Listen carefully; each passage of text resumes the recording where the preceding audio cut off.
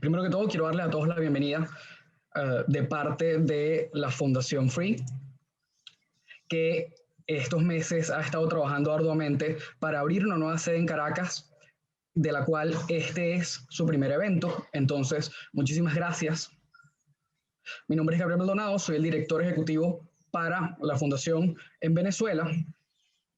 Y hoy tenemos un evento de lujo con Antonio Canova y Jaiber Núñez para conversar sobre el Bitcoin y el desarrollo de las instituciones financieras.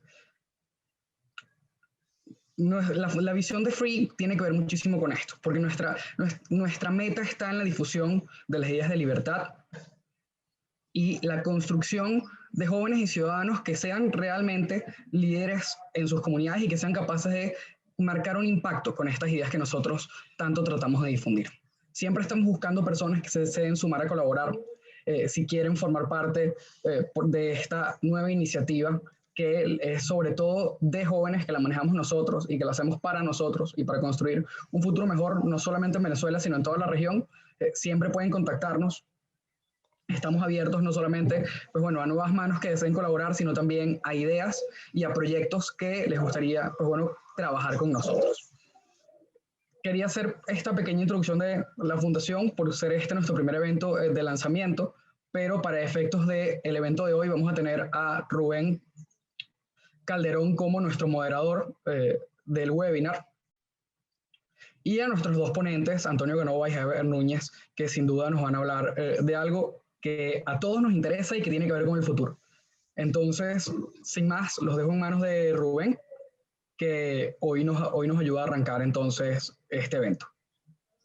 Dale, Gabriel, muchísimas gracias por tus palabras. Le extiendo a todos los participantes, invitados y a los ponentes igualmente, el más cordial saludo de parte de la Dirección del Centro de Estudios de Derecho de Free Venezuela.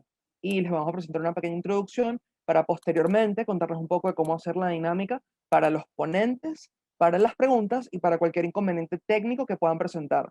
Si llegan a presentar inconvenientes técnicos, ya sea en la sala de espera, fuera de la misma o con el audio, pueden mandarle un mensaje privado a Gabriel, a Adriana García o a mi persona para poder solucionar a la brevedad posible.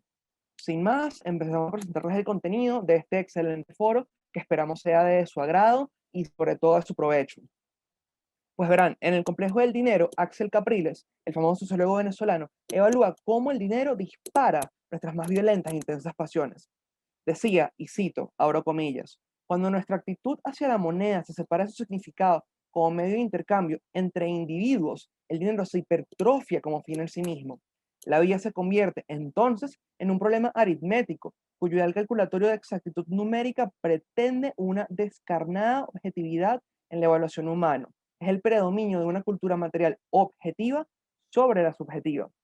Es más, al analizar el discurso público venezolano en torno a la prolongada crisis económica de las últimas décadas, encontramos que el grueso de la discusión se centra en la enumeración de cifras, el análisis de los indicadores, números de los desequilibrios macroeconómicos. Esto fue escrito hace ya 10 años y sigue más vigente que nunca. Y es por eso que hoy vamos a tratar de tener esta exploración de nuestras políticas monetarias, de nuestra naturaleza transaccional y sobre todo de cómo a un año después del anuncio del COVID como pandemia y la toma de medidas de aislamiento y de bioseguridad, aún es necesario preguntarnos hacia dónde vamos luego del aumento del poder del Estado y nuevas olas de autoritarismo, como nos advierten, no solamente en nuestra realidad, sino también el Be Democracy Institute, al igual que The Economist Information Unit. Uno de estos poderes que nos concierne el día de hoy es el que desde los 70 el Estado desarrolló el monopolio del dinero, el dinero fiat o dinero por decreto.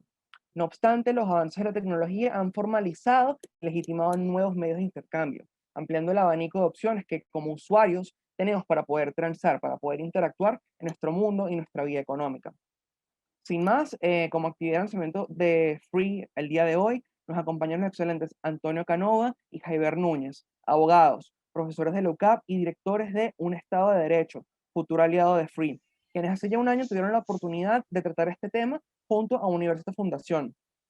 Vamos a tratar de ver cómo han evolucionado sus posturas durante este año que hemos tenido, no solamente de pandemia, sino también de encierro.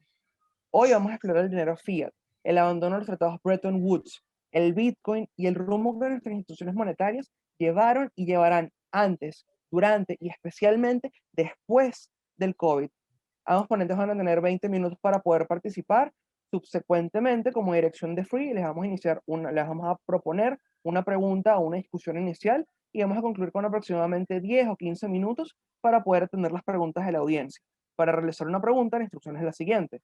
Se les agradece que les envíen el mensaje privado al usuario identificado como moderador Rubén Calderón, para que de esta forma no perturbemos las pantallas de los ponentes. Sin más, le cedemos la palabra al doctor Canova por 20 minutos para que nos comparta su presentación y pueda darnos toda su intervención. Bienvenido, Antonio. Muchas gracias. Qué gusto, Rubén. Muchas gracias. No, gracias a ti, imagínate, por la presentación. También a Gabriel por la invitación. Miren, para entrar directamente al grano.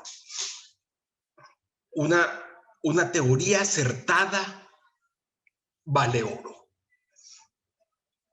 Ahora, es posible que ya hacia el 2140, que es cuando se mina el último Bitcoin, la frase sea realmente una teoría acertada vale oro. Voy a compartir pantalla, quiero que pensemos en algunas ideas.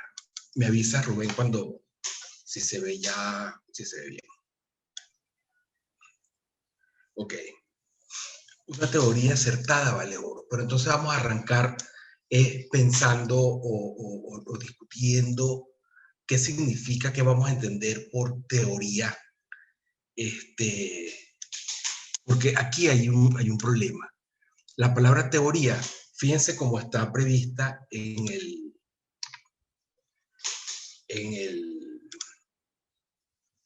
el diccionario de la Real Academia Española. Está prevista como conocimiento especulativo considerado con independencia de toda aplicación, o también está previsto como serie de leyes que sirven para relacionar un patrón de fenómenos.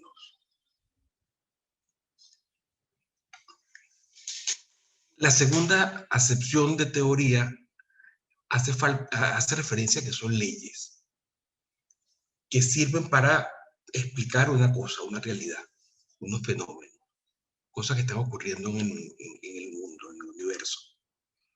Pero la primera más bien habla de conocimiento especulativo, que se considera el margen de toda aplicación práctica. Fíjense cómo esta palabra teoría en español significa dos cosas que son totalmente incompatibles, contradictorias. Porque o son unas reglas, leyes que se aplican en la práctica y sirve para explicar esos fenómenos, o son unas, más bien, conjeturas, especulaciones que uno puede plantear con toda prescindencia de la aplicación práctica. Realmente esa acepción, que es la primera de teoría, debería ser conjetura, que significa juicio que se forma de algo por indicios o observaciones. Es una conjetura, tú no estás seguro. ¿Podría darse o no? Posiblemente sí, dependiendo de esas observaciones. Entonces, cuando uno habla de una teoría, ¿vale oro? Bueno, depende. Porque si la teoría está buena, a lo mejor sí vale oro. Si en cambio está mala, bueno, puede ser muy peligroso. Muy peligroso, ¿en qué sentido? En que, bueno, que vas a estar defendiendo, pensando, actuando de acuerdo con una teoría, con una postura, según una postura, pero que eso al final no se corresponde con lo que va a pasar en la práctica, con lo que ocurre en la práctica, con lo que hay en la realidad. Entonces, fíjense lo que está aquí atrás de esto. Si es así, entonces, ¿cómo nosotros sabemos cuando una teoría es acertada o no? Y aquí tengo que utilizar a Galileo Galilei, que es el que en definitiva inicia este concepto de ciencia, de hecho le dicen secta galileana, ciencia galileana. ¿Cómo la concibió Galileo? Es como el descubrir, el develar hechos. Es decir, ciencia como un método de búsqueda de conocimiento que subordina cualquier teoría a la observación empírica y a los resultados experimentales. Es verificar esa conjetura con los hechos. Llegará un momento en que se puede convertir en las leyes que describan esos fenómenos, esos hechos.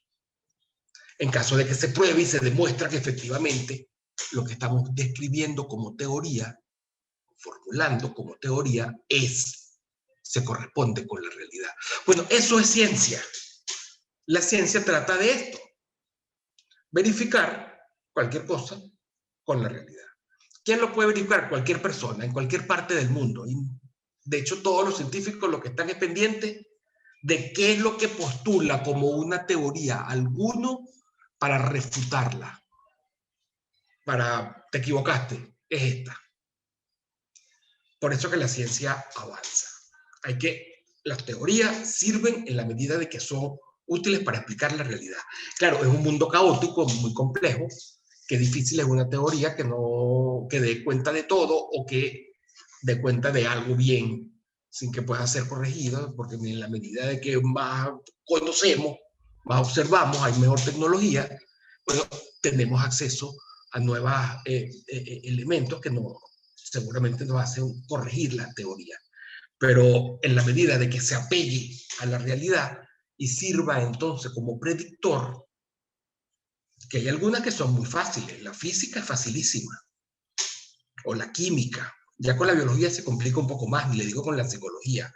Ahora, con la sociología, con la economía, con las ciencias políticas, que son las ciencias sociales, todavía es más complicado.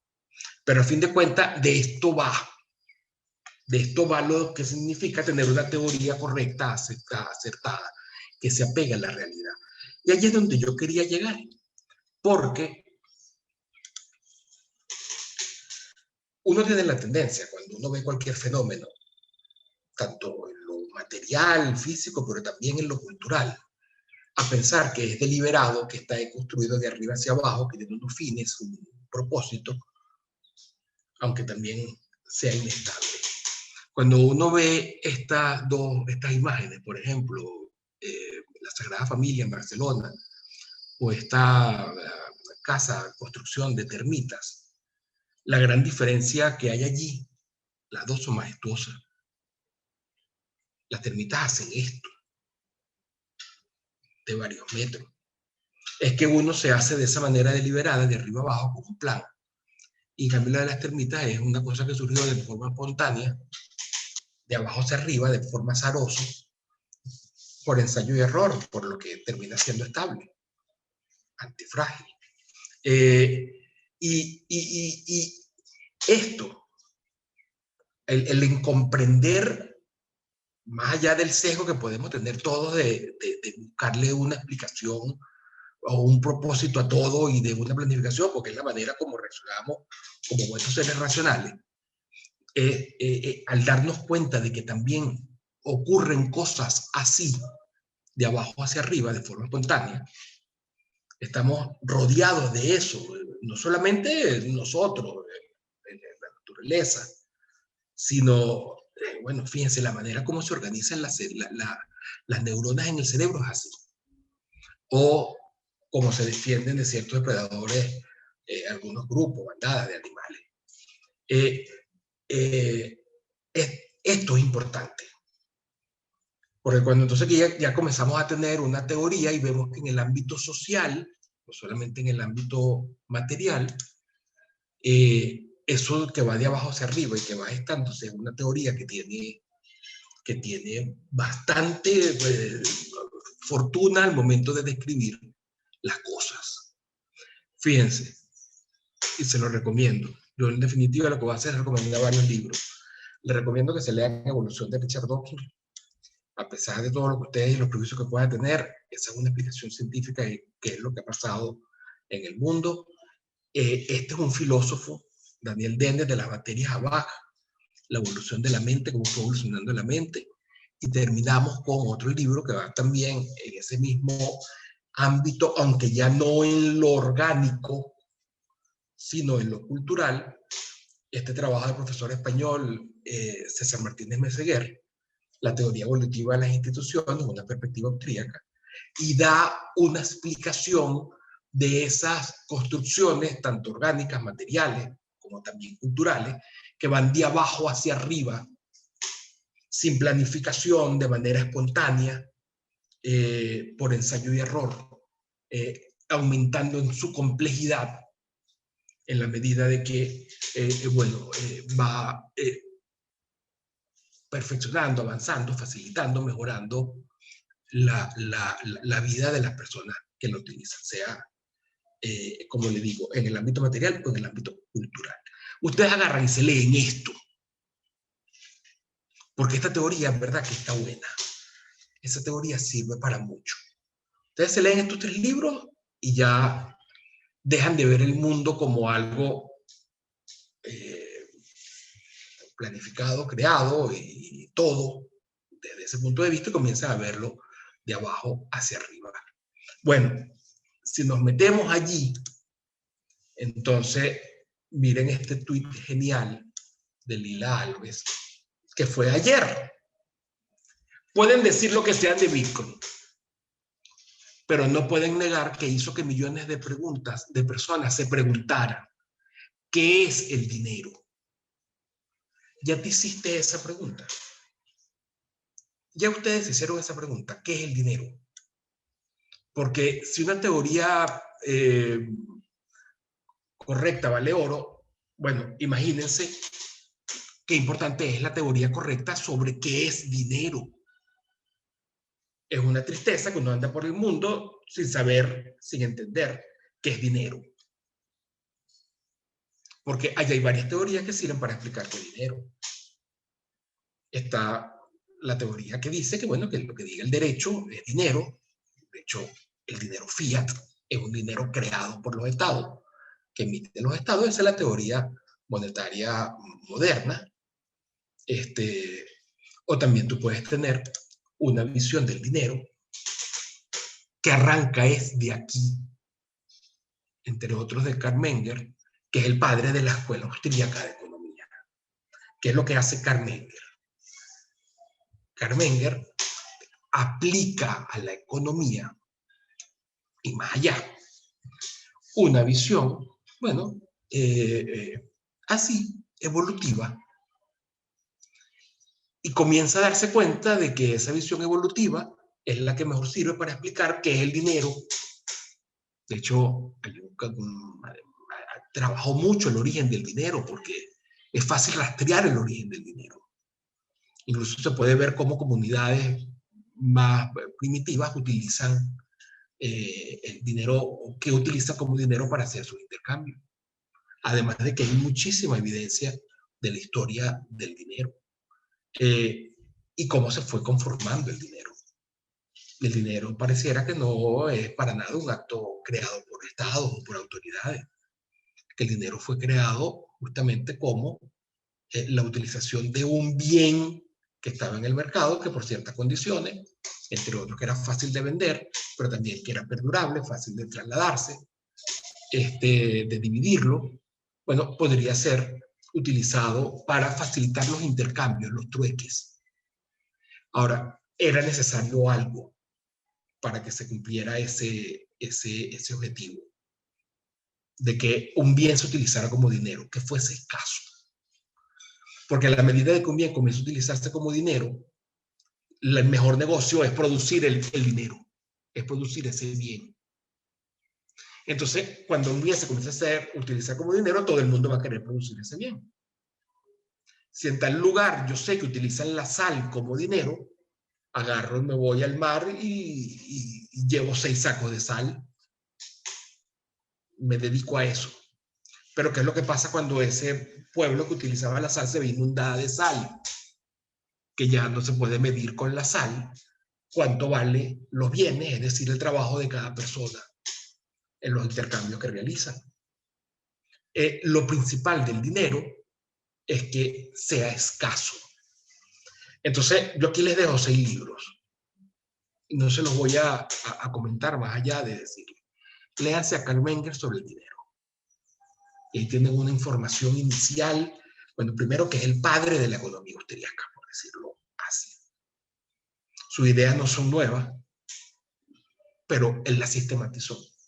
Y tuvo 2 o 3 alumnos, discípulos más bien, que la llevaron adelante, siguieron trabajando por ese lado y bueno, nos han dado una explicación de la economía muy, pero muy útil, y en el tema del dinero lo es. La desnacionalización del dinero es Hayek preguntándose si es posible que el dinero deje de ser monopolio estatal. Este libro de Ferdinand Lipps, un banquero suizo, murió en el 2006, creo. Ese libro es una maravilla y explica por qué el oro es un instrumento de libertad. ¿Qué es lo que hizo que el oro se convirtiera en dinero? Porque la frase es: una teoría acertada vale oro y no plata. Bueno, básicamente es porque antes se cambiaba el oro por la plata 1 a 1, pero como es fácil producir plata en relación a lo difícil que es producir el oro, hoy se vende la plata con el oro 100 a 1. Es decir, 100 de plata para comprar 1 de oro. El que ahorre o utilice la plata está perdido. Por eso es que es importante entender cómo fue ese paso al oro y cómo los estados lo quitaron, el oro de las personas. Luego, Juan Ramón Rayo en Contra la teoría monetaria moderna.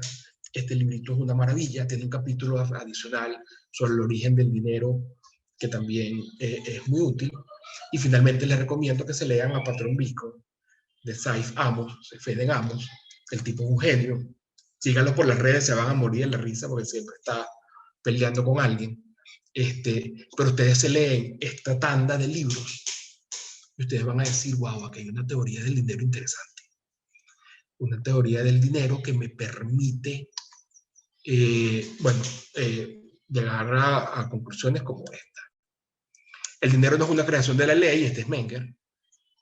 No es un fenómeno de origen estatal, sino un fenómeno de origen social. Al concepto general de dinero le ajena su sanción por parte de la autoridad estatal, porque es que se forma en el mismo intercambio entre las personas, es social, es una institución social evolutiva. Igual que el mercado, igual que el derecho, igual que el lenguaje o la escritura. Miren a Hayek: el monopolio de la emisión de dinero gubernamental, como el monopolio postal, no tiene su origen en beneficio para el pueblo, sino únicamente en el deseo de aumentar los poderes coercitivos del Estado. O miren lo que decía Ferdinand Lipps en este libro que le comentaba de la guerra del oro, que el tema, la apetencia al dinero no es por avaricia, codicia, sino es un tema de individual, de libertad individual. Porque el patrón oro, la utilización del oro, no es un juego, sino que allí está embebido todo ese principio ancestral de pacta sunt servanda. Hay que mantener las promesas, hay que cumplir los contratos como son pactados. Es lo que da estabilidad. ¿Y por qué el oro? Porque el oro es un bien muy escaso. Es muy caro hacer oro. Hay 3 piscinas olímpicas de oro es todo lo que hay. Es muy costoso hacerlo. Vean la relación de cuánto se produce: 1.500 toneladas al año, 2.000 toneladas al año. Muy poquito frente a lo que ya existe, lo que toda la humanidad ha sacado. Mire, en Patrón Bitcoin, esta es la contraportada. La crisis financiera ha dejado un pozo general de desconfianza en la sociedad. Todo lo que tiene que ver con el mundo financiero es visto como reserva siempre justificado, y en este caldo de cultivo ha nacido la llamada criptomoneda. Partiendo de esa premisa, el profesor y economista Safedo Amon explica con afán pedagógico la historia del dinero y expone por qué el futuro pertenece al Bitcoin, entre otras criptomonedas. Si los males del sistema financiero y monetario tienen que ver con la inestabilidad, la fragilidad, la creación de burbujas de activos, la criptomoneda, lejos de agravar la crisis generalizada, pueden ayudar a mitigarlas. Frente al intervencionismo, el Bitcoin, gracias a la tecnología blockchain que lo sustenta, ofrece un servicio de pago confiable, seguro, llamado a plantar cara al monopolio monetario de los bancos centrales. desde las piedras preciosas hasta las monedas de curso corriente, pasando por el petróleo y la burbuja de pasión crediticia.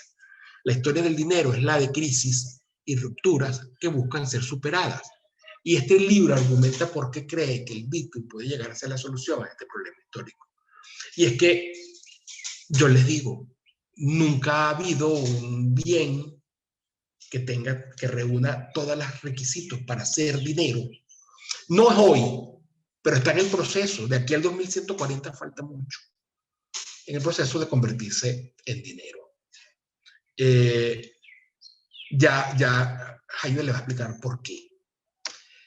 Miren, si una de las cosas que es indispensable para que algo sea dinero es que sea escaso, yo solamente les voy a poner aquí este cuadro, lo hice ayer, es hasta ayer.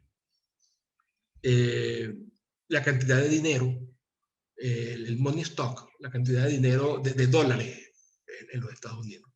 Fíjense desde 2020 hasta acá cómo ha cambiado. Miren esta subida. Esos son todo el auxilio y estímulos que están llevando adelante. Pero fíjense, es un dinero que están creando, lo que es nuevo. De hecho, en cuestión de un mes ha entrado el 20% de todo el dinero que ha habido en la historia. O sea, lo que está ocurriendo es algo grave. Este es el desplome posiblemente del dinero fiat. Y yo les digo algo, yo sí de algo sé porque lo he vivido, es de inflaciones y de hiperinflación. Miren, este es bueno en Google Trends, miren cómo va buscándose, ha habido un repunte ahorita sobre la inflación. La gente se está dando cuenta de que hay inflación en Estados Unidos, en los países europeos. Es una inflación que está ya controlable, obvio. No sé, a lo mejor no. Si hay un bien escaso, ese bien va a marcar esa inflación. Miren, bueno, la inflación ahorita va por 2.31, está subiendo. Esta gráfica también es de ayer. Y todo apunta a que va a seguir subiendo. De hecho, ya, bueno, busquen, hay varios trabajos y entrevistas y autores, entre ellos, por ejemplo, Daniel Lacalle, que viene explicando hace tiempo, miren, la inflación que viene es fuerte y lo que va a perjudicar es a los más pobres, además. Y sobre inflación, yo como buen venezolano sé de qué estamos hablando. Esto es no sé por qué no se ve, lamentablemente no se ve. Pero bueno, mira, ahí está. Aquí estamos hablando de la inflación, estos últimos años, estamos en el 2017, de repente Venezuela, bueno, fíjense cómo ponen los demás. El segundo tiene 170 de inflación al año y viene donde está Venezuela. Y eso termina en el 2018. Es decir, que todavía ha seguido, usted no se imagina la inflación hasta el 2021. El bolívar ya dejó de ser dinero. Es decir, de inflación los venezolanos sabemos. Y de que hay que refugiarse en una moneda escasa. En el dólar, pero bueno, miren el dólar. El Bitcoin es definitivamente escaso. Miren en Google Trends como cada vez comienzan a buscar más Bitcoin. Este es otro de los aspectos. Es decir, en el mundo, en estos últimos meses, la gente se está dando cuenta de que algo está pasando con el Bitcoin. Está dejando en descubierto el fracaso del sistema del dinero fiat. Muy eventualmente. Es un mundo complejo y caótico. Es muy difícil entenderlo. Pero aquí hay algunos elementos que les puede dar a ustedes, información que les puede dar elementos para que tomen su decisión. Lo que sí les digo es que antes de salir a comprar Bitcoin, vean está buenísimo, esto es de ayer, del cuarticopod.com. Entren y véanlo, se van a morir de la risa. Compré mi primeros Bitcoin. Eso nos pasa a todos. Y la mejor manera de que uno lo disfrute y no lo sufra es justamente enterándose bien de qué va el tema de Bitcoin. Porque yo decía, una teoría acertada vale oro, pero también elimina angustias. Así que vean esto, búsquenlo en Twitter, Son 2 minutos, se van a morir de la risa y muchos se van a sonrojar además. Así que les repito, aquí está la teoría que explica por qué Bitcoin puede convertirse en dinero. Si está acertada, vale oro. O, como les decía, posiblemente uno dirá, vale Bitcoin.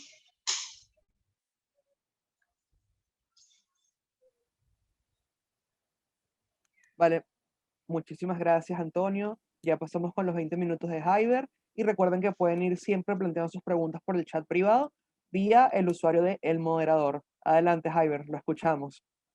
Muchísimas gracias y bueno, agradecer como siempre la invitación a este foro.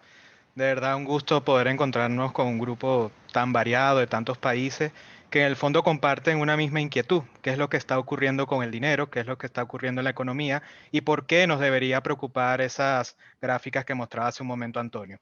Y para empezar yo quisiera empezar con una pregunta, hacerles una pregunta a cada uno de ustedes. ¿Alguien les había hablado de esto? En el sistema educativo de sus países, ¿alguien les había tomado el tiempo de explicarles qué es el dinero? ¿Qué no es dinero? ¿Qué funciones cumple el dinero? Y la pregunta la hago de manera, el sentido de esta pregunta es hacerles la reflexión, no solo preguntarse qué es el dinero, sino por qué nadie explica qué es el dinero. Y eso responde a una intención, eso es una intencionalidad de que quien controla el dinero controla la generación del valor y de esa manera controla la libertad de cada uno de ustedes. Así que aquellos que sientan que la economía es una cosa distante, una cosa que solo atañe a los que estudian economía, bueno, invito a esa reflexión de que nos atañe a todos, nos atañe a nuestra libertad. Y bueno, ya para comenzar propiamente mi intervención, la voy a hacer, voy a tomar con la confianza que le tengo a Antonio.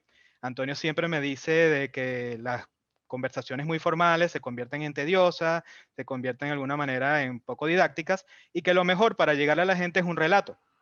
Entonces hoy les vengo a ustedes con un relato y en el cual voy a incorporar a Antonio, aunque no se lo haya dicho, él estará presente allí. Y es el relato de cómo dos abogados venezolanos de alguna manera terminan metiéndose en el mundo del Bitcoin, terminan de alguna manera siendo portavoces de este movimiento, de manera muy humilde, de manera desde nuestros propios espacios, pero la comprensión del fenómeno de lo que puede llegar a significar el Bitcoin para la transformación de nuestras sociedades es algo realmente impresionante. Y empiezo señalándoles algo que puede parecer evidente. Dos abogados que no tienen un conocimiento muy extenso en informática, por lo menos yo, y creo que Antonio tampoco, somos expertos en criptografía, en todo lo que implica la tecnología que está detrás del Bitcoin, pero aún sí creemos en él. Y vamos a seguir explicando por qué. Sabemos algo de economía, más Antonio, evidentemente, con todos los libros que se ha leído acerca de lo que es la escuela austriaca. Les invito, les hago la misma invitación que hacía Antonio. La comprensión de lo que es la teoría subjetiva del valor cambia la realidad de cada uno de nosotros, porque de esa manera logras una explicación lógica, racional a fenómenos que uno considera que son así, o sea, que no tiene una real idea de por qué ocurren de esa manera y comprendiendo esa teoría, comprendiendo por qué se genera valor, cómo se mide el valor y cómo nuestras sociedades, a través de la libre cooperación voluntaria, pueden generar ese valor, uno se aleja de ciertas ideas que pueden ser realmente peligrosas. Sabemos algo de derecho, es a lo que nos hemos dedicado durante nuestra vida. Y sobre todo sabemos cómo el derecho, utilizado desde la esfera estatal, puede ser un instrumento en contra de la libertad, en contra de esa libre cooperación que es la que hace grande a las sociedades, la que engrandece nuestro espíritu. Y precisamente por eso adoptamos y creemos en el Bitcoin como un sistema que va a revolucionar el mundo. Y de lo que no tenemos ninguna duda, es de algo que estamos convencidos y se lo queremos transmitir a cada uno de ustedes, es en el potencial de la libre cooperación voluntaria. Las mejores cosas que ha logrado la humanidad han sido de esa manera. Han sido porque personas que no tienen ningún tipo de relación del tipo de vista familiar, el tipo de vista de sangre, se reúnen y empiezan a cooperar en la búsqueda de su propio interés. Pero cuando lo hacen de esta manera, logran crear grandes cosas. Básicamente, el comercio internacional nació así, de la voluntad de intercambiar lo que yo producía con mi vecino, con la persona que estaba más allá, y de esa manera crear un mundo libre, un mundo de libre intercambio. Allá donde existe el libre comercio, es mucho más difícil que exista la guerra, que exista el conflicto, porque cada uno de nosotros cooperando logra sus objetivos o logra sus objetivos personales y de esa manera logra engrandecer a la sociedad. Entonces, quienes traten de limitar esto, quienes traten de limitar este potencial humano, siempre lo harán buscando su propio beneficio, un beneficio que en ese caso sí es un beneficio egoísta, sí es un beneficio que solo busca satisfacer sus necesidades y la de sus allegados. Así que tengan en cuenta eso. Entonces, ¿por qué Bitcoin? ¿Por qué estamos haciendo esta charla y por qué, de nuevo, dos abogados venezolanos deciden meterse en este mundo con sus limitaciones, poco a poco, leyendo un libro por aquí, viendo un foro por allá, de alguna manera, sin una formación previa, formal, de un curso de Bitcoin, sino simplemente haciendo ensayo y error, conociendo lo que está detrás de esta tecnología y viendo cómo se implementa en la realidad. Eso hago mucha referencia a lo que dice Antonio, de que de poco sirve una teoría que solo queda en la imaginación, que no tiene ningún sentido práctico, porque de lo que se trata y el valor que tiene Bitcoin para nuestra sociedad es que resuelve problemas de la vida real, es que nos permite a cada uno de nosotros cooperar de mejor manera con nuestros semejantes y de esa manera que nuestras sociedades avancen de manera libre. Entonces, ¿por qué Bitcoin? Bueno, Bitcoin es sencillamente el resultado de la implementación de la tecnología blockchain. Este, sin ser un experto en tecnología, en informático, ni nada de eso, la forma más fácil de explicar en qué consiste la tecnología blockchain es en un libro de cuentas. Es básicamente un libro donde cada uno de nosotros va a llevar un registro y ese registro se lleva de manera descentralizada, que es una de las claves del Bitcoin.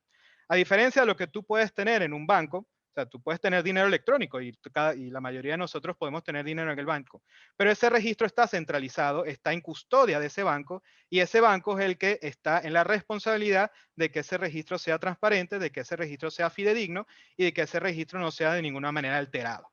Entonces, tú podrás tener tu dinero seguro en la medida de que confíes en ese banco y que ese banco tome las medidas necesarias. Pero el Bitcoin resuelve este problema de una manera distinta, en un enfoque distinto, que es confiando en la gente.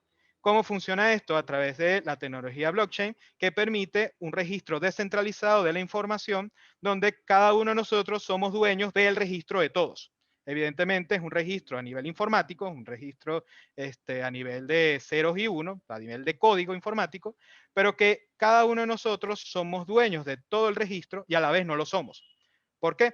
Porque para yo validar un cambio en la blockchain, tengo que contar con la aceptación de todos los nodos de la red. Es decir, si yo hago una transacción con Antonio diciéndole, vamos a hablar de Bitcoin, pero la tecnología blockchain funciona para muchas otras aplicaciones, pero centrándonos en Bitcoin.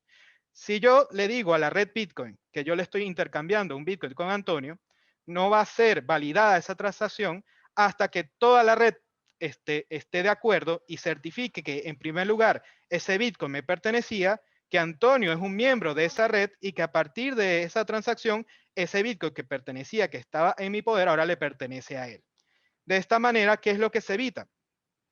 Tú en un banco, tú puedes hacer esa misma transacción, pero imagínense si alguien hackea el banco o algo que hemos visto mucho a nivel latinoamericano, que el gobierno le dice al banco que no puedes hacer transacciones. Los famosos corralitos que hemos vivido, pues bueno, aquí en la experiencia argentina, en Venezuela también lo hemos vivido a través del control de cambio, donde aquel dinero con el cual tú contabas en tu banco deja de ser tuyo porque el Estado, por una medida unilateral y coercitiva, le dice, mire, ese dinero que es suyo, sigue siendo suyo, pero usted no puede disponer de él. Así de, ustedes me dirán de qué puede servir un dinero que en teoría es mío, pero del cual yo no puedo hacer ejercicio de la libertad de poder comprar o de poder trasladar esos capitales a donde yo desee. Entonces, ¿por qué Bitcoin? De nuevo, ¿por qué Bitcoin es un buen dinero? Bueno, básicamente porque cumple con las tres funciones básicas. Quizás esto sí lo hayan visto o lo hayan escuchado en economía. ¿Cuáles son las tres funciones básicas del dinero? El dinero cumple tres funciones básicas. La primera es la unidad de cuenta. Sirve para contabilizar cosas. Sería difícil poder contabilizar, no sé, sacos de arena si no estuviera a través de la unidad saco. Cuando tú tienes Bitcoin, puedes contabilizar el valor de las cosas a través de una unidad numérica que es de fácil comprensión para todos nosotros. Podríamos decir que un Bitcoin tiene un valor bastante alto y que para las transacciones diarias no funciona, pero para eso tenemos la unidad de Satoshi, que en el fondo lo que representa es una fracción de Bitcoin. Mucha gente cuando me dice, Javier, ¿cómo puedo participar en el mundo Bitcoin?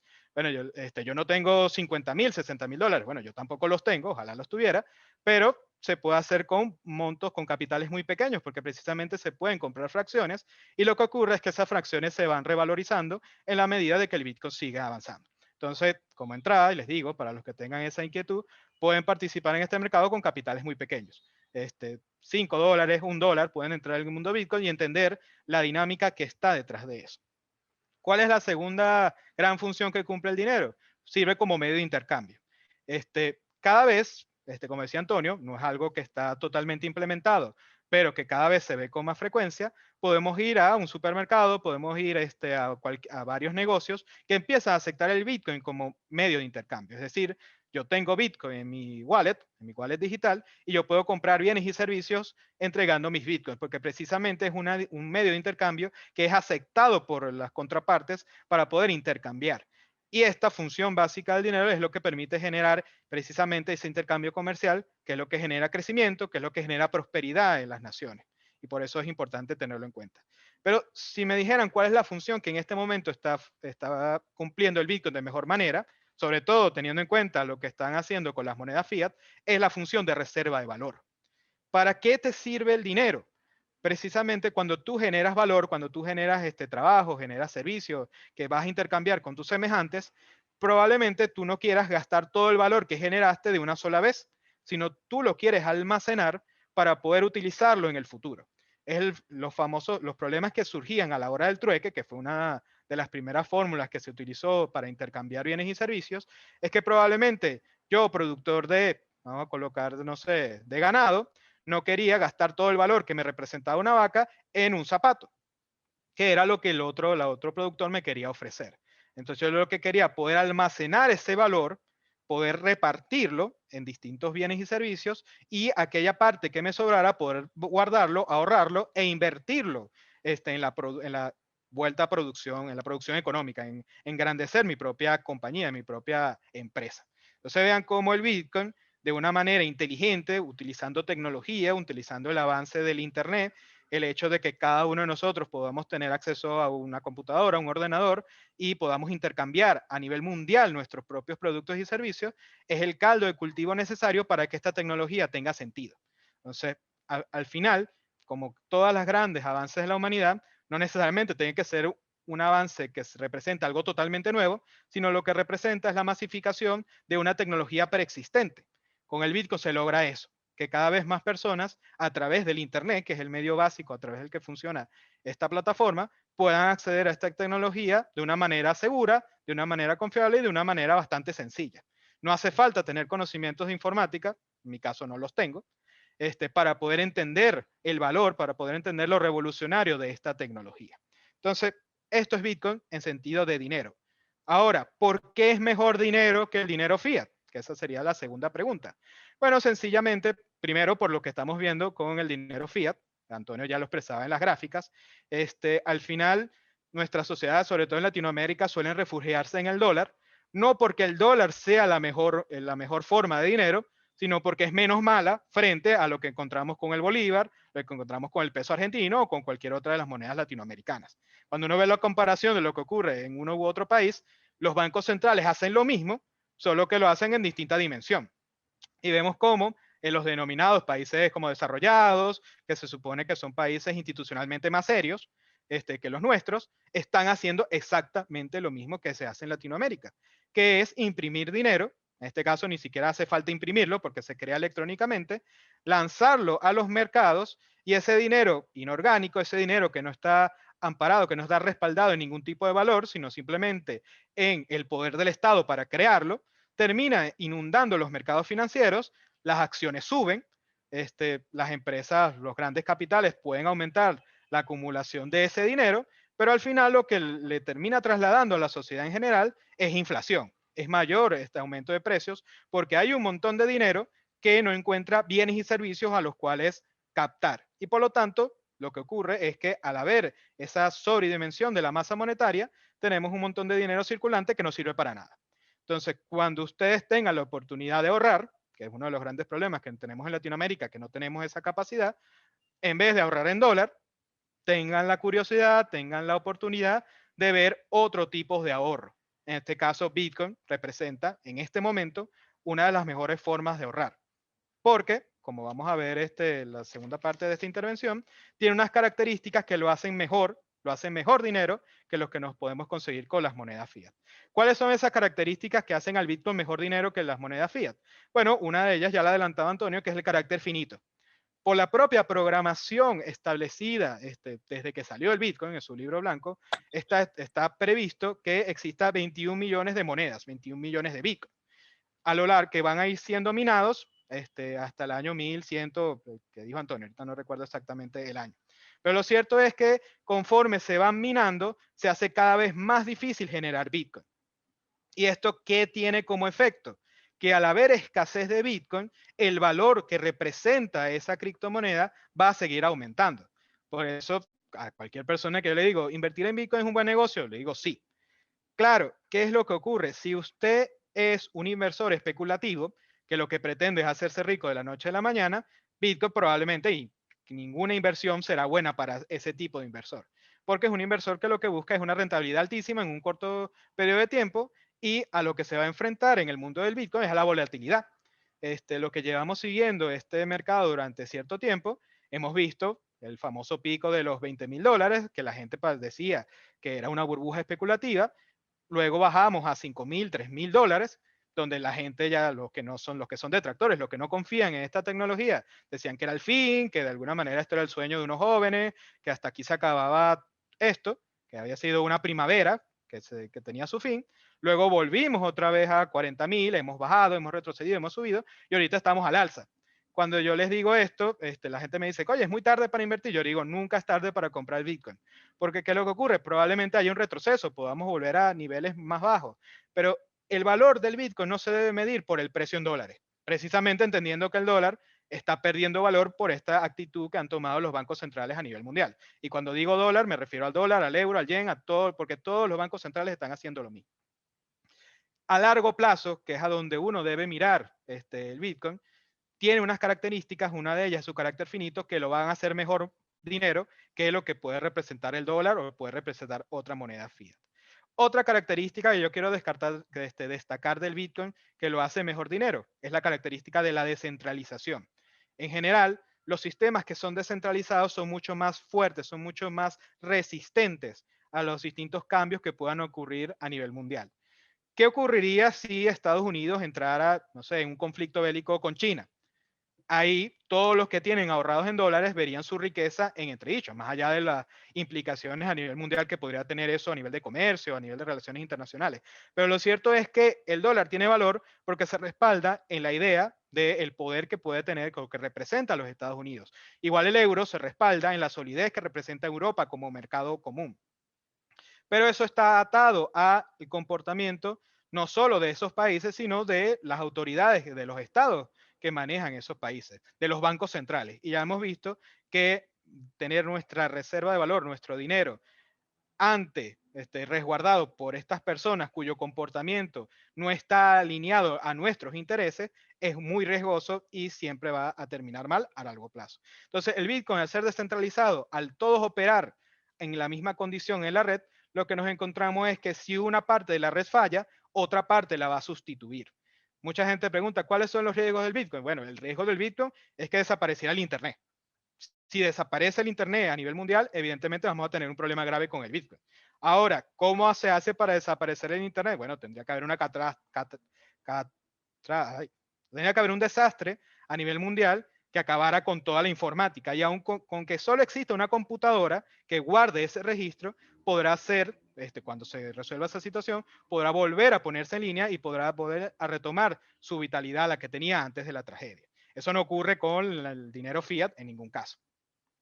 Es resistente y seguro. De Antonio decía, al ser espontáneo, de alguna manera no estar centralizado en una sola autoridad, no depende de esa autoridad para poder resistir, para poder innovar, para poder dinamizarse.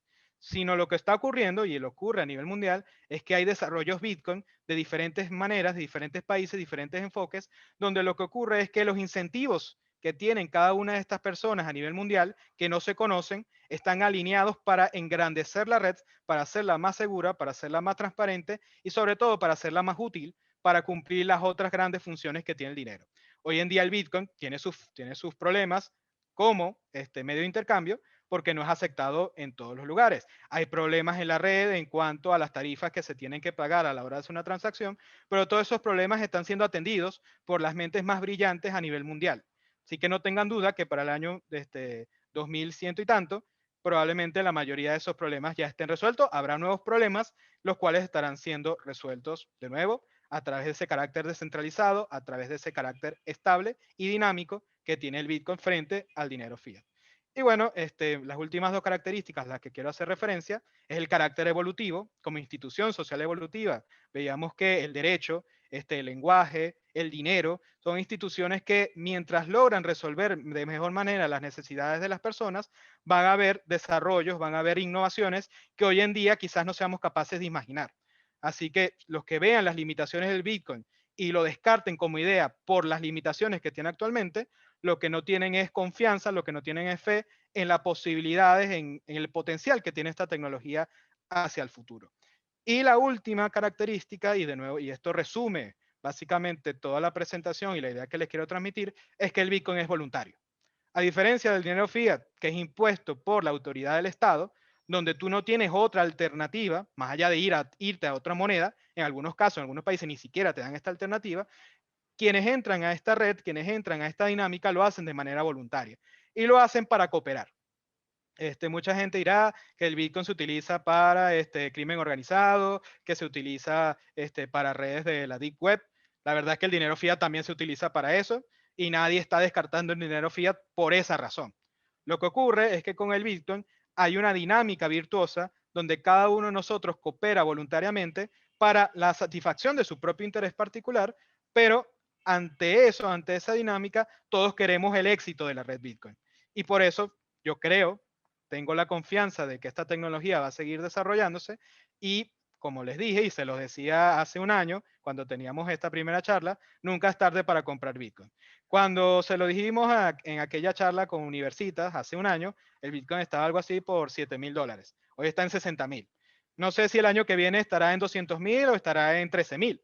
Pero lo cierto es que los fundamentos, el respaldo, lo que está detrás de esa tecnología, el valor que genera, el valor y el potencial que tiene, yo creo que nos hace, es una apuesta, como decía Antonio, una apuesta que puede salir muy bien. Con eso sería todo y abierto a sus preguntas.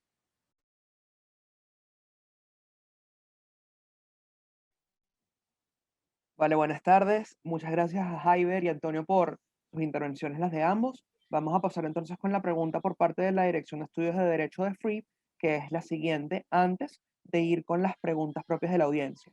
Sin embargo, antes queríamos clarificar en cuanto a unas preguntas de la dinámica y de la difusión del evento. Los que tienen el interés de adquirir o tener acceso a la grabación, esta está siendo en este momento grabada en la nube para posteriormente ser subida a la plataforma de YouTube y otras plataformas de streaming y de video. Tan pronto esté disponible, va a ser compartida a los correos registrados y asimismo podrán tener acceso al newsletter que va a plantear Free Venezuela, donde podrán acceder a nuestras noticias, nuestros artículos y nuestros futuros eventos. Sin más, pasamos con la pregunta por parte de la dirección, que es la siguiente, se las leo. ¿Cómo pudo el monopolio, el dinero fiat, sostenerse desde los 70 hasta hoy? ¿En definitiva tiene los días contados o podrá mantenerse después del COVID y el auge de las nuevas tecnologías? Mira, bueno, primero, buenísimo, Jaiber. Yo estoy casi de acuerdo en todo lo que tú dijiste. Yo a lo mejor sería un poco más cauteloso. La verdad es que a mí me parece que Bitcoin como tal tiene una cantidad de beneficios y de ventajas y de virtudes que podría mantenerse y ser con el tiempo utilizado como reserva de valor, porque es un bien escaso. Esos son 21 millones y no hay más. De esos 21 millones ya se han minado más de 18 millones, con lo que quedan muy pocos por minarse. Cada vez se minan menos, con lo que como bien escaso es maravilloso. Y esa es la forma de reservar el valor de bueno, justamente del capital del trabajo de uno. Pero pueden pasar muchas cosas. Hay algo que tenemos que tener en cuenta. Bitcoin está funcionando desde hace 10 años, más de 10 años. y viene funcionando muy bien. Se han conseguido implementar, porque se puede trabajar sobre ese protocolo que es abierto, y seguramente aparecerá muchas de las soluciones, por ejemplo, para facilitar el intercambio, etc. El Bitcoin podría convertirse en un patrón de el otro dinero que se utiliza para el intercambio. De la misma forma que se hablaba del patrón oro, esa es la idea del libro que les comentaba de Seyferian Amos. Y que es la idea, en definitiva, lo que está planteado en el mismo white paper de Bitcoin. Así que pueden pasar muchas cosas. A lo mejor ocurre lo que ocurrió muchas veces, que hay alguna moneda que después termina siendo mejor. Pero bueno, ya después de 10, 11 años, con Bitcoin funcionando y con lo grande que es frente a cualquier otra, posiblemente ocurran que algunas monedas comiencen a ser también muy especulativas, y eso puede afectar de alguna manera al Bitcoin. Pero el punto es que aunque no nos guste, está, que tiene funcionando varios años, que cada vez hay más gente dedicada, invirtiendo, apostándole al Bitcoin, que hasta ahora va actuando de acuerdo con la teoría, con esta teoría del dinero desde esta perspectiva evolutiva. Y que, por el otro lado, estás comparando el Bitcoin con el dinero fiat. Y el dinero fiat, como buen dinero que está en propiedad de los estados, lo utilizan. Y cuando uno se da cuenta quiénes son los estados son los políticos que llegan al gobierno, ellos están viendo su cargo y lo público como bienes de consumo. Van a intentar producirlo al máximo y aprovecharlo. Además que un político necesita gastar mucho para tener garantizada su próxima elección. Con lo que el dinero fiat es el peor dinero que hay. O sea, no hay ninguno peor que ese. ¿Cómo se ha mantenido desde 1970 hasta acá? De crisis en crisis. No hay además un bien escaso que pueda dar cuenta de la devaluación constante del dinero fiat. Fíjense el oro. Y allí el libro que les recomendaba de Ferdinand Litz, bueno, también habla de qué es lo que ha pasado con el oro. Si uno ve el oro, cuánto valía el oro hace 100 años, bueno, uno podía comprar con $23 hace 100 años una onza de oro. Hoy una onza de oro está por encima de los $1,700, $1,800. O sea, de 23 a 1,800. Eso es lo que se ha devaluado frente al oro, el dólar. Y no se ha devaluado más porque el oro lo tienen todos los estados. De hecho, el 80% del oro lo tienen los estados. Y ellos son los que están fijando el precio del oro. Entonces mantienen ese precio estable.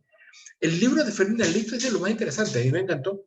Además de que como buen banquero suizo, hace la denuncia muy bien hecha. ¿Hasta cuándo va a mantenerse el dinero fiat? Bueno, no sé, en Venezuela hace tiempo que ya no existe. En Argentina va en el mismo camino. El que utilice eso como dinero, digo, el bolívar, eso es una locura. Olvídense, sálganse de ahí lo más rápido que puedan. El dólar le va a pasar lo mismo. Bueno, el dólar es el que mejor se ha portado y tampoco es que se ha portado tan bien. Ya estábamos viendo los gráficos. Digo, como bien escaso. Que a lo mejor eso no genera una inflación igual porque en definitiva todo se mide con el dólar. Es posible. Es verdad. Y fíjense, el dólar por un lado se devaluó muchísimo, pero el euro también. Y ni les digo el yuan y las otras monedas. Con lo que un bien que sea escaso y que sirva de instrumento de valor tiene muchas posibilidades de que la gente recurra ahí para resguardarse justamente de esta devaluación. Los que lo hemos hecho nos ha salido muy bien, a lo largo de todos estos años. Y es muy posible que mientras más gente se dé cuenta de esto, bueno, eso siga popularizándose. ¿Y por qué Bitcoin y no otra moneda? Porque las otras monedas no tienen. O sea, Bitcoin realmente es el que sirve para esto.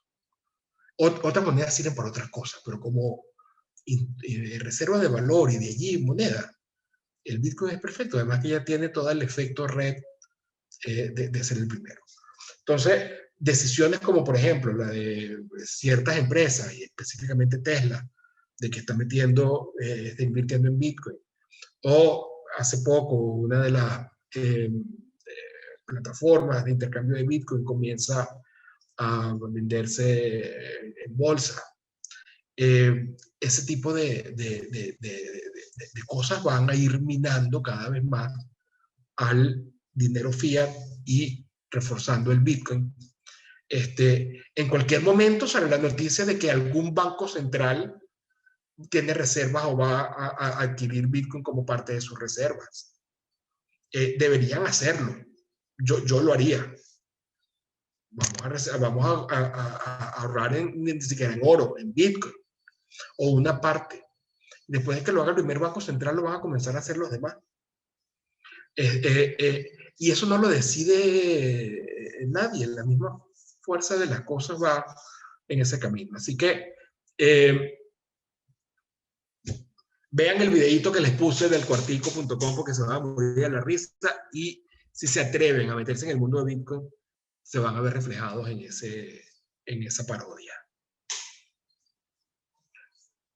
Excelente, Antonio. Muchísimas gracias. No sé si Javier tiene algún comentario para esta primera pregunta. Si no, pasamos con las 3 preguntas de la audiencia. La verdad que Antonio lo explicó de manera magistral. Lo único que les digo, no es casualidad que el dinero fiat sea de esta manera. O sea, siempre pregúntense eso. Al igual que les digo, ¿por qué el sistema educativo no les enseña esto a los muchachos? En todos los países es igual. Es precisamente que quien controla el monopolio del dinero controla la riqueza y de esa manera controlas a la gente. Entonces, si hay una tecnología que te permite salirte de ese esquema, bueno, por lo menos ten la curiosidad de entender cómo funciona. Es así.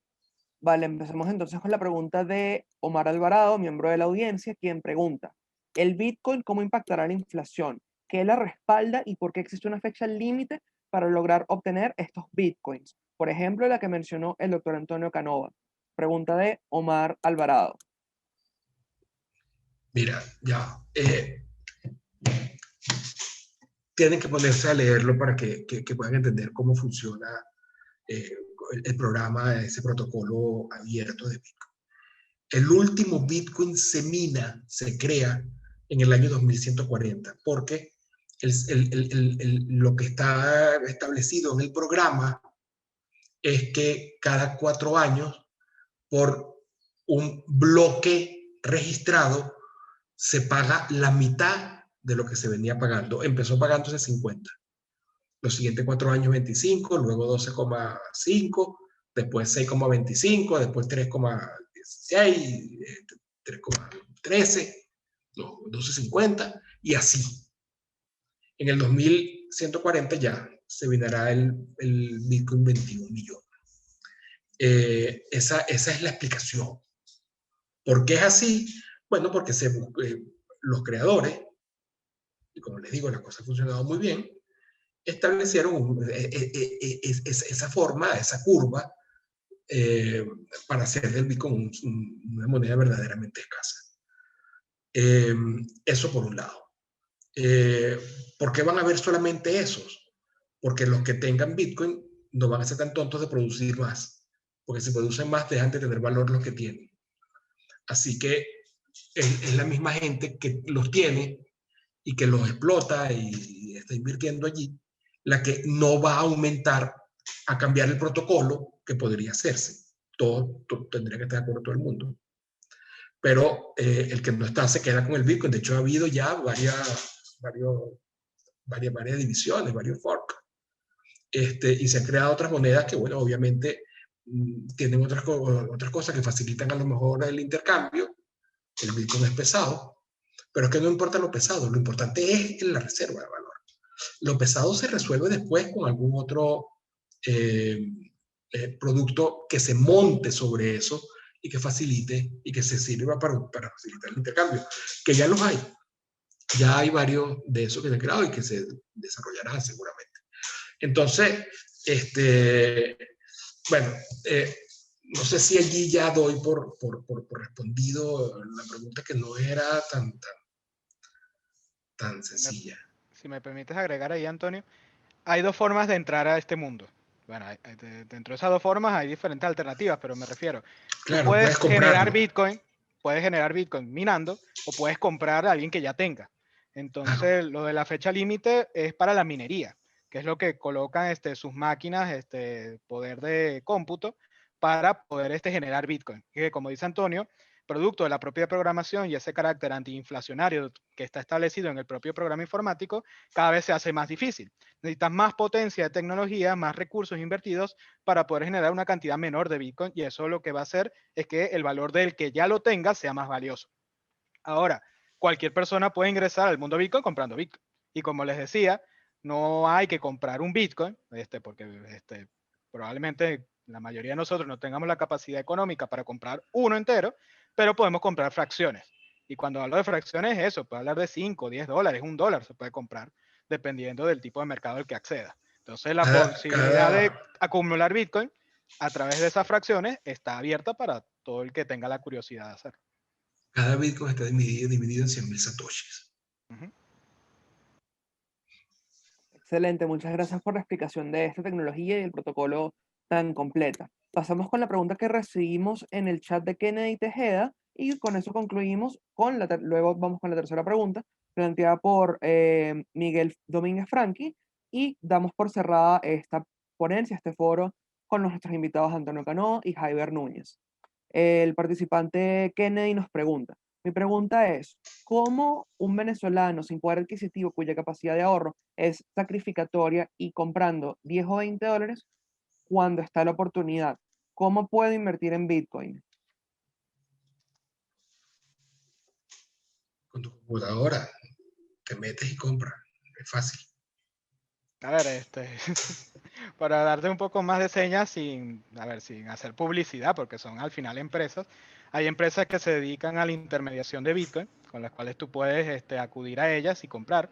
Está Local Bitcoin, que por ejemplo es una de las que yo uso, donde uno puede ofertar con bolívares directamente y comprar Bitcoin, evidentemente fracciones. Está otras alternativas como Binance, CryptoBuyer, incluso actualmente en Venezuela se están viendo algunos cajeros donde uno puede efectivamente comprar Bitcoin a través de como un cajero automático. Entonces las alternativas son muchas. Al final uno tiene que estar como consciente de cuál es su perfil de inversor, cuánto quieres comprar, cuánto puedes comprar, cuál es tu objetivo a largo plazo de lo que quieres hacer con ese Bitcoin, y sobre la base de esa información, de ese perfil que tú te hagas a ti mismo, entonces vas a ver qué plataforma te interesa más. Pero hay muchísimas, la verdad que si te vas por internet, vas a conseguir diferentes alternativas, y eso, trata de, antes de hacer la primera compra, informarte, buscar los términos y condiciones y poder hacer una inversión lo más pensada posible.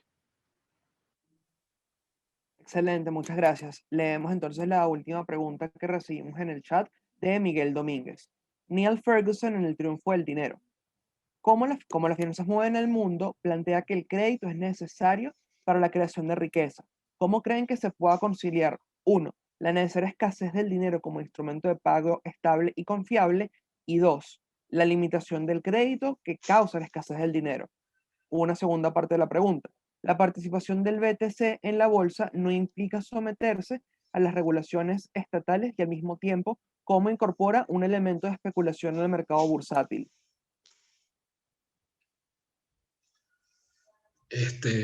Bueno, nada, sobre el tema de la regulación del Bitcoin. Lo que pasa es que no hay nadie que pueda decidir si adaptarse o no adaptarse a alguna regulación para poner el Bitcoin en la bolsa. O sea, porque es totalmente descentralizado. Bitcoin no tiene dueño. No hay a quien reclamarle, ni a quien dirigirse, ni a quien forzarle a actuar de una determinada forma u otra. Así que por ese lado no Simplemente está allí. El que lo quiera voluntariamente que lo compre y lo guarde y lo atesore, lo utilice para llegar a acuerdo con otra persona y hacer intercambio. No es mucho más que eso. Lo que sí es que todo intercambio que tú hagas en Bitcoin, bueno, queda registrado y está totalmente la certeza de que ese intercambio ocurrió, porque a fin de cuentas es un mecanismo de una computadora con la otra, un wallet con otro, de intercambio, es peer-to-peer directamente. Ahí sobre esa pregunta es importante hacer la distinción cuando tú te manejas en una plataforma, por lo menos los que compran en Coinbase, que es una alternativa también para comprar en Bitcoin, aunque en algunos países no opera en Latinoamérica, esa compañía cotiza en bolsa y se va a tener se atiene a las regulaciones propias del país donde está cotizando. Entonces, ciertamente ahí puede haber algún tipo de restricción de quienes operan, de la forma que operan. Ahora, tú personalmente, tú puedes tener una wallet física o incluso existen otro tipo de wallet digital donde tú haces una transacción directamente con otra persona en cualquier lugar del mundo y compras Bitcoin. Evidentemente es mucho más cómodo, mucho más fácil hacerlo a través de estas plataformas de este intercambio que son muy conocidas, es más seguro, uno tiene como mayor confianza en ese sentido, pero no significa que si se caen esas plataformas no haya alternativas para poder comerciar tus Bitcoin. Evidentemente se va a hacer un poco más complicado, y entonces eso probablemente bajaría el precio porque sería un mercado donde requeriría un mayor conocimiento de informática para poder operar. Pero no sientan de que el hecho de que empiecen a surgir regulaciones estatales puede acabar en sí mismo con la naturaleza del Bitcoin precisamente por ese carácter descentralizado. Tú podrás tener un estado que lo prohíba. Hoy creo que salió una noticia donde Turquía está prohibiendo el comercio de Bitcoin. Tú tendrás unas personas que operarán en un mercado que tendrá una regulación hostil, pero eso no significa que no van a poder operar. O sea, el Estado no tiene la capacidad de impedir que una persona haga un intercambio de una wallet a otra. Evidentemente lo puede hacer más difícil y más gravoso y más riesgoso, pero no lo puede impedir desde el punto de vista técnico. Mira, y sobre el libro de Ferguson, buenísimo. Yo no veo que afecte para nada la posibilidad de los bancos de generar crédito. Claro, cada banco tendría que ser el que decide cómo va a ser esos créditos, cuál es la tasa o, por el otro lado, cuánto va a reservarse a los efectos de poder cumplir en caso de que los ahorristas vayan a retirar el dinero. O sea, queda a cada banco y a la reputación del banco. El más interesado en ser un banco serio es el dueño del banco, porque la gente va a poner ahí nada más y nada menos que su dinero. El sistema financiero ahorita es el que es totalmente irresponsable porque sabe que haga lo que haga, los estados al final, que a fin de cuentas siempre son, ahí está esa relación mercantilista entre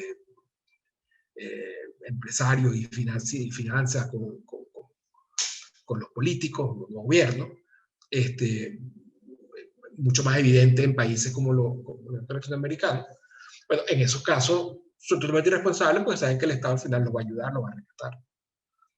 Pero un banquero que se la juegue de verdad, obviamente quedará a sus créditos en caso de que se utilizara ese Bitcoin como criterio de referencia. ¿Qué es lo que podría ocurrir? De la misma forma que uno aquí, le digo, los venezolanos que han visto la destrucción del Bolívar. Aquí, ¿qué crédito se puede hacer en Bolívar? ¿O qué negocio se puede hacer en Bolívar? ¿O qué contrato se puede celebrar en Bolívar? Cuando de un día para otro, bueno, se devalúa 10, 15, 20% de una semana para otra. Y es así desde el 2017. O sea, bueno, obviamente que a eso no llegará el dólar, sería una locura.